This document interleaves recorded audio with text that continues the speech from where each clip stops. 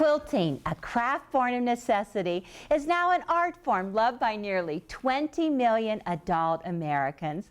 I'm Eleanor Burns, and you and I are two of those 20 million people. Or perhaps you may be one of the dedicated quilters.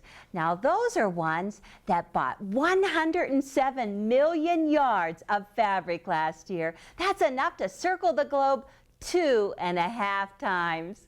We'll see if you fit this statistic. Dedicated quilters start an average of 14.2 projects per year, and it says nothing about finishing them.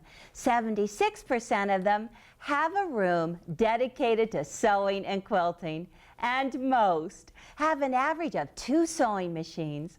Well, with all that fabric and 2 sewing machines, your sewing room needs to be fantastic. Well, if you're just setting up yours, I have some great ideas. Join me.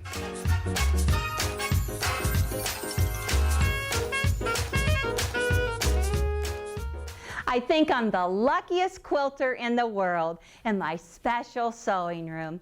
I teach private retreats in this room, and there are 6 stations set up for comfort and productivity. Now, there are times when I'm the only one in the room and I have a ball making a big mess. I set one machine up with the 1/4-inch foot and neutral thread. Then I set up another one with the walking foot and invisible thread, and another with the darning foot. Well, when I run out of bobbin thread in one of them, I just hop to a new machine. Just too much fun. This is a workable manufactured sewing table. It's referred to as a quilting table. Now, it's lower than a normal table at just 29 inches in height. In its closed position, you can use it for a buffet table. Well, that is if you cook, but you could also use it for crafts. Now you just take off the cover and just push down on the machine, and you'll bring it up and it's ready for sewing. Now, this plexiglass cover makes the table level with the sewing machine so that your hands can be in a neutral, flat position when you're sewing. There's a drawer for supplies on the left and a personal wastebasket under the table, plus a convenient little side pouch. Well, sometimes we just throw our fabric, but then we have to clean it up. But it's great fun. Now, this table is perfect for machine quilting. This fold-up front offers great support for the quilt. Now, you might want to put an ironing board to the side just to support a real large quilt when you're working on it. Now, if you don't have ample natural lighting from the windows or room lighting, try using a glare-free light to significantly reduce eye strain. Now, I like to position the lamp right here so I can see the seams perfectly. Well, and hopefully they're straight. This light also allows you to see the real colors of your fabrics. Now, I know you'll get rushing around as you try to get your quilt finished. So for safety's sake, cover your cords so you don't trip over them. Perfect. Well, the fold-up front is large enough for a pressing mat and an iron. Now, you can conserve energy by checking for the low watt usage on your iron. Look for an iron that draws 1,000 watts or less. And it's a good idea to sit while you're pressing at this height. But if the joy of quilting keeps you glued to your chair, it's a great idea to press standing up and then do some stretching exercises at the same time.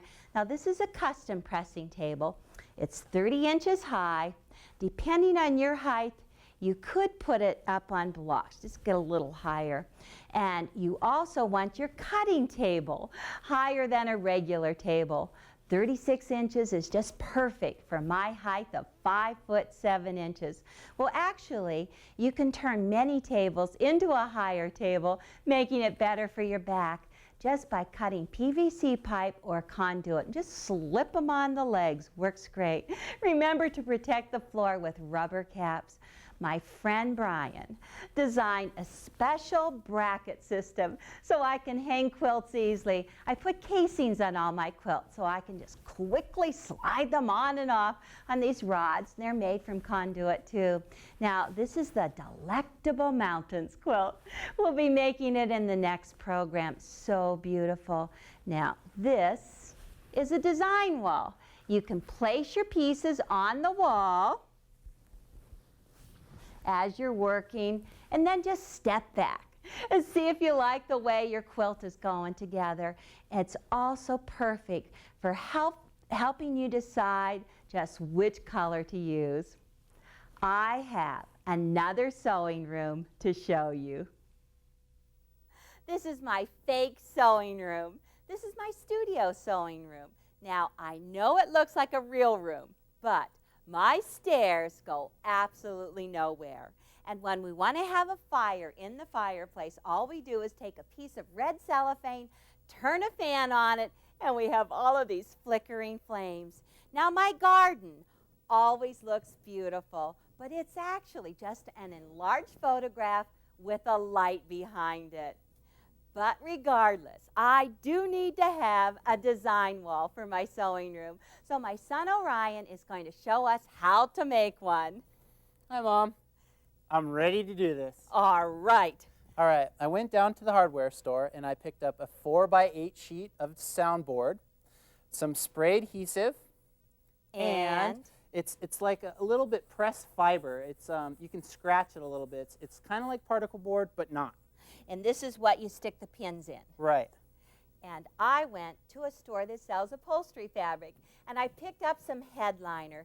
Now, headliner has a piece of foam on one side and then fabric on the other. This is actually the fabric that they use to upholster the inside roof of cars. Now, it's 60 inches wide. I bought 3 yards. All you need to have is the length of your board and 6 inches on each end. Correct. Okay. Now, this is what we want to do. We have our spray adhesive. We want to thoroughly cover the soundboard with the adhesive and the headliner. And I'm going to do this part. Right, and you'll start in one corner. Okay. And you'll work your way onto the other side. Okay, now we already have half of it down, so I'm just going to open this up and just start right up here and absolutely cover one corner. You going to start on yours? Yep, let's do it. Okay, so then we're going to wait about 15 minutes, and then we'll just adhere the two together. So let's cover this. We finished applying the headliner to the front side. We turned the whole board over. Now we've already glued right along here on the headliner and on the soundboard. You ready to push it down, Orion? Yep. Okay. All right, so we want to make sure we can get this all laid flat and pulled tight. Okay. And in the corner here, we're going to do a little quilting miter. Okay. You're making a corner miter, all right. So we're going to want to make a diagonal line with our two meeting headliners. Okay. We're going to take some scissors and cut off some of the excess, like that, and then kind of fold this down, and there's some more excess that I can get rid of. Okay, I'll get rid of it.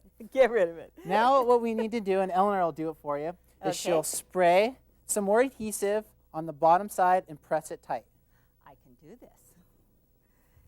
And while I do this, Orion, what are you going to do?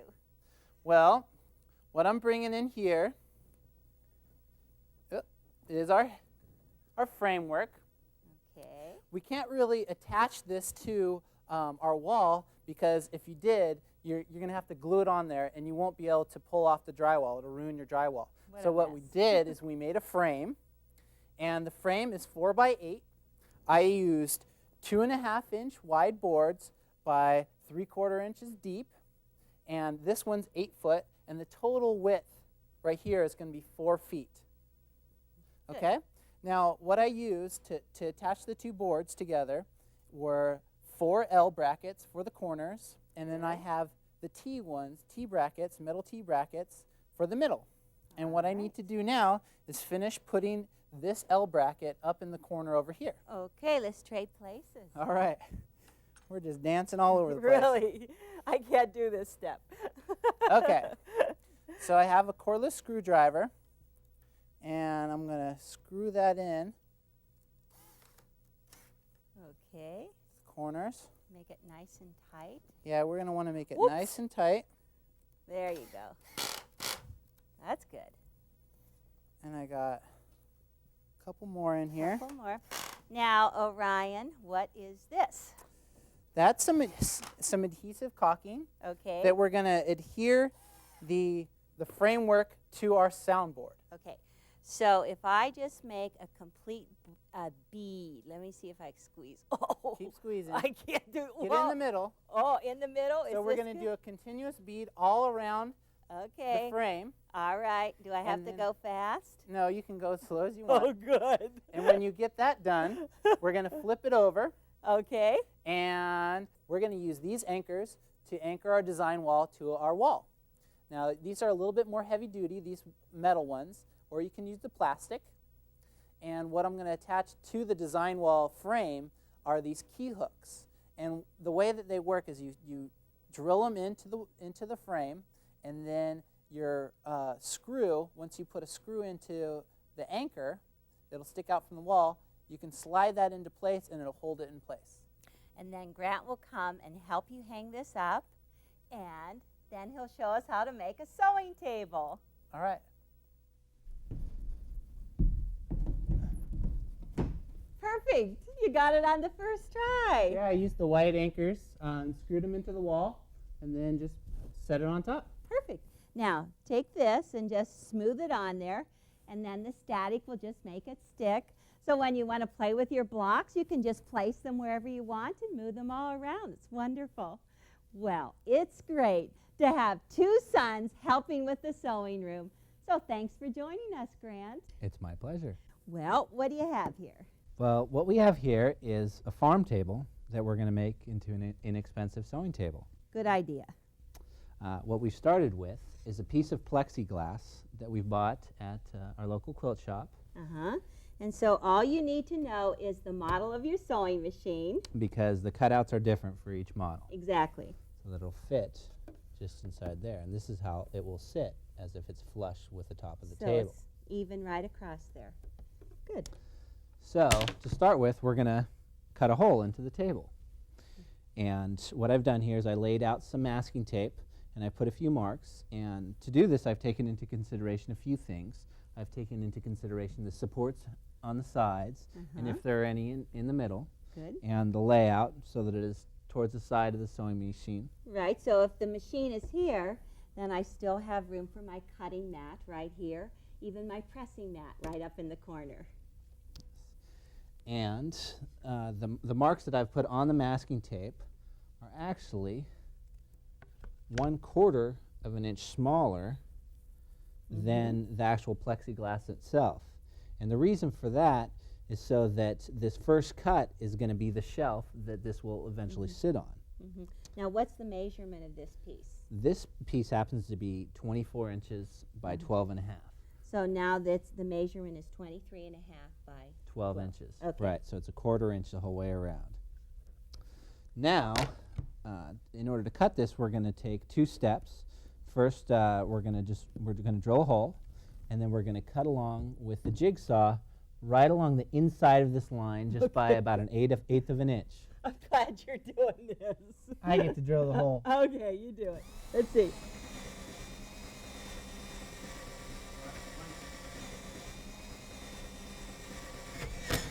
Woo! It's all done. All right. Take this jigsaw.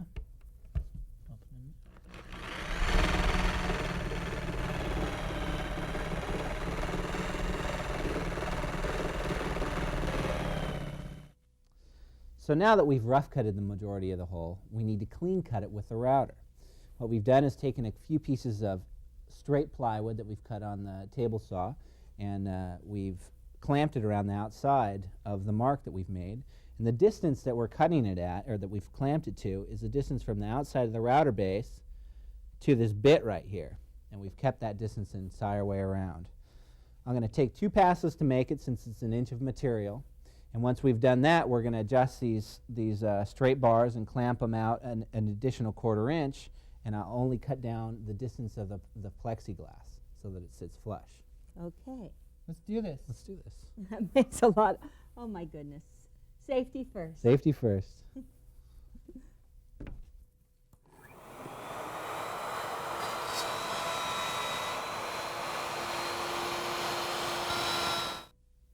This is amazing because it fits perfectly. Look at that, Grant.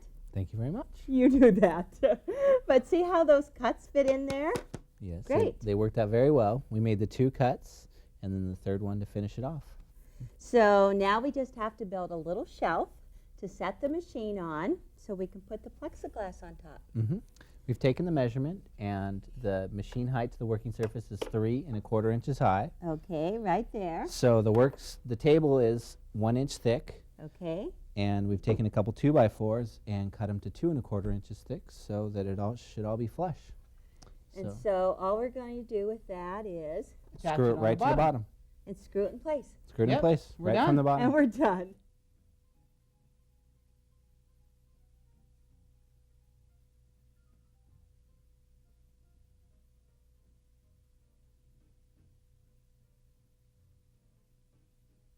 Not only is Grant great at making sewing tables, he's even better making skateboards. We made me a personal skateboard so I can skate off to class in time.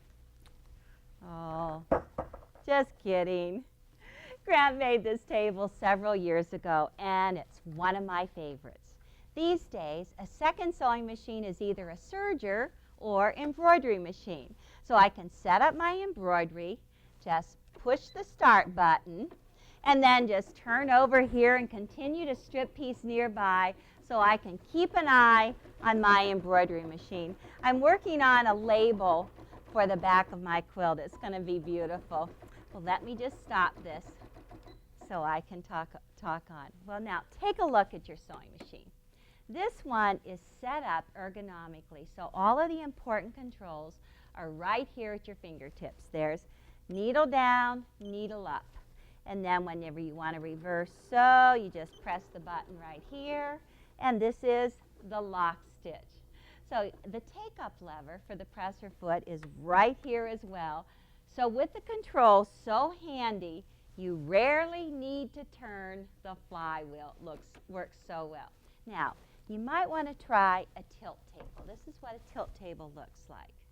This places your sewing machine on a forward angle, and that's in order to relieve all the stresses of sewing, all of the backache, the upper back, the neck, all of the things commonly associated with sewing.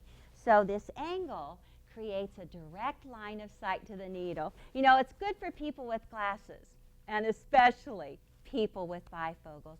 Now you could achieve a similar effect by placing 2 rubber erasers on the corner of your sewing machine. That would work great. Now, your presser foot. If you have to spend time just chasing your foot pedal around the room, you can anchor it in place with Velcro. Now this one I'm going to split apart because you only need the hooked part. It has a little bit of adhesive on the back, and just stick it right on there. And then when you drop it down, it's not going to go anywhere. Well, for foot support, you might try this wedge-shaped device. See, it provides a footrest for the other foot. Got both feet up, and this balances the weight on your hips, and then you don't have as much lower back pain. And you could also ease strain on your lower back by just putting one foot up on a phone book for just a few minutes. You'll feel much better.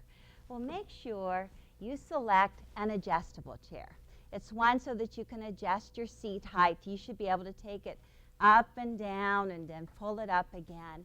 You've got your back angle. You've got your lumbar support. Think about all of those things, because when you're sitting at your sewing table, make sure that you have 90-degree angles in your knees and in your elbows. Now, your wrists should not be bent while you're sewing. If you select the proper chair, you can eliminate that numbing in your legs. Well, let's talk about our back. Now, this back brace was designed to just encourage good posture and relieve upper and lower back pain. Let me see if I can just slip this on. I really like to wear it whenever I'm working. It puts a weight right in the middle of my back, and then it makes me stand up straight when I'm working. Now you can also achieve the same effect if you just load a backpack with books. Do the same thing. And you know, it's best if you load Quilt in a Day books. Well, when my hands are aching from sewing, I just love to use hand cream. This one has such a wonderful fragrance, and I love what it says. Out of the strain of the doing into the peace of the done. I guess that's getting your quilt done, huh? Well, if you have arthritis in your hands, you might want to try these snug gloves. Let me see if I can just slip into them. Put a lot of pressure on your hands. You'll feel much better, and you can work all day. Well, I have some other special tools to show you. The one tool you should carefully select is your rotary cutter. Now think about it. If you spend all day cutting, you want your wrist to be low down like this, as opposed to high up like this. You'll get a lot of wrist pain. Well, this is the one that I like to use. It's easily opened with your thumb and closed also with your thumb. It's set up for right-handed cutting, but if you're a left-handed cutter, all you need to do is just switch the blade to the opposite side. That's easy. Now, pick a ruler that has easy lines to read. And just in case your ruler keeps on sliding on your fabric, you can make it stick to your fabric with these sandpaper dots. You just peel them off. They have adhesive on the back, and you can just stick them in place. Now, I'll show you how to cut a 2-inch strip, but let me show you the technique. Line up the 2-inch line on the cut edge, and when you place your hand on your ruler, place it flat like this instead of up like this. Flat, take your cutter, open it, keep your wrist down low, and even if you'd like, go halfway through, walk your hand up, and then finish cutting. Close your blade, get rid of it. Now this one is also nice because it's a one-piece unit. Yeah, how many times have you taken off that screw and there's a washer inside, falls all apart, you don't know how to put it back together. So this makes it easy, one piece. Now, I have another cutter. Just in case you're unable to hold your hands steady, or if your hands are weak, you might like the ruler cutter combination. Now, the cutter is attached on a slide like this. There's adhesive across the bottom, or it's a rubber pad that sticks to your fabric. It's heavy, so it doesn't slide on you. Now, let's do another 2-inch strip. Line up the 2-inch line along the cut edge. Hold your hand flat like this. You pull your cutter back and just place your whole palm of your hand on the cutter. And you can put your whole body weight into this as you cut across, and the two will stay together. That also works well. Now I have one more. I'm just going to take my fabric and fold it in half. This only uses one tool. You don't need to have the ruler. This is a piece of plastic that has 1/2-inch cuts throughout. And I'm just going to line up the 0 line right along the cut edge, take my cutter, put it into the groove right at 2 inches. You just put your hand flat, and then you'll have perfect straight strips every time. Well, I have a perfect home remedy for aching shoulders. I wish I had a masseuse come in after a day of sewing, but I'm not that lucky. So I made my own shoulder treatment bag. It's easy to do. Just take an 11-inch by 22-inch piece of fabric. Oh, and it's especially cozy with flannel. Just hem one end, then fold it right sides together and seam along there. Once that seam is in, just refold it so that the seam goes down the center, and then sew across this end. We'll turn it right side out and fill it with 1 pound of rice. This one has the rice in it. Well, Amy Potter made this one, and she said it's filled with seed corn. We'll microwave it for 3 minutes or so, and you're in for a 40-minute treat of soothing, moist heat. So just sit back, relax, put your feet up, pour a cup of tea, and you will be ready for the next Marathon Quilting Day.